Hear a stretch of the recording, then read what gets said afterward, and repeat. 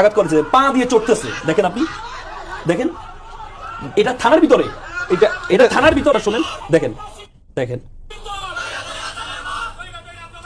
দেখছেন, ধরে ধরে জবাই। এটা কাদের স্লোগান? এটা খুবই খুবই এটা কাদের স্লোগান? এটা আজকে দেশটা নিউজ দেখেন। এবং এরা গিয়ে শাহবাগ গিয়ে জিডি করতে গিয়েছে আত্মরক্ষার জন্য।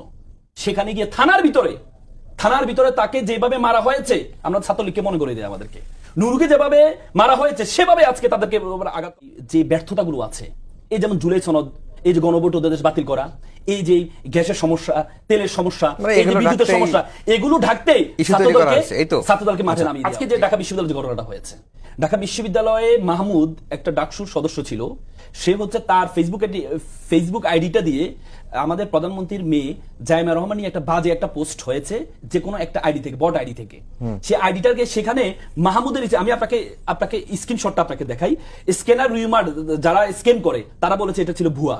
দেখেন আমি আপনাকে দেখাই, আপনার যদি মিডিয়ার জন্য সুবিধা হয়, দেখেন এডিটেড স্ক্রিনশট যদি দেখার সুযোগ হয়, এডিটেড স্ক্রিনশট মূল পোস্টকারী এখানে মাহমুদের জায়গাটা মাহমুদকে এখানে বসিয়ে দিয়েছে, কোন ধরনের তদন্ত ছাড়া মাহমুদকে খোঁজা শুরু করেছে ছাত্রদল মারার জন্য। অথচ তার ফেসবুক আইডিতে এটা নেই, এই পোস্টটা নেই, খোঁজা শুরু হয়েছে। পরবর্তীতে ডাকসুর নেতারা গিয়ে, এই জুমা সহ ডাকসুর এই যে জোবায়ের এবং এরা গিয়ে শাহবাগ গিয়ে জিডি করতে গিয়েছে আত্মরক্ষার জন্য। সেখানে গিয়ে থানার ভিতরে তাকে যেভাবে মারা হয়েছে, আমরা ছাত্রলীগকে মনে করে দিই আমাদেরকে, নুরুকে যেভাবে মারা হয়েছে সেভাবে আজকে তাদেরকে আঘাত করা হয়েছে থানার ভিতরে।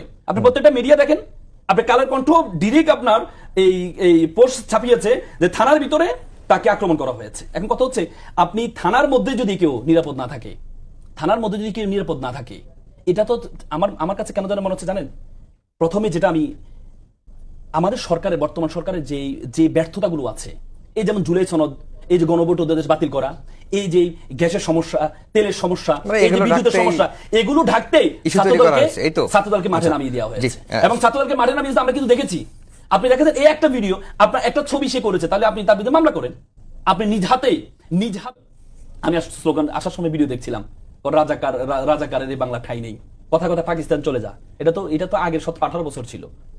এই একটা শিবির জবাই কর, আমি আপনাকে ভিডিও দেখাতে পারবো। আজকে স্লোগান হয়েছে জবাই কর আর জেলে বর, এই দুইটার মধ্যে পার্থক্য কি?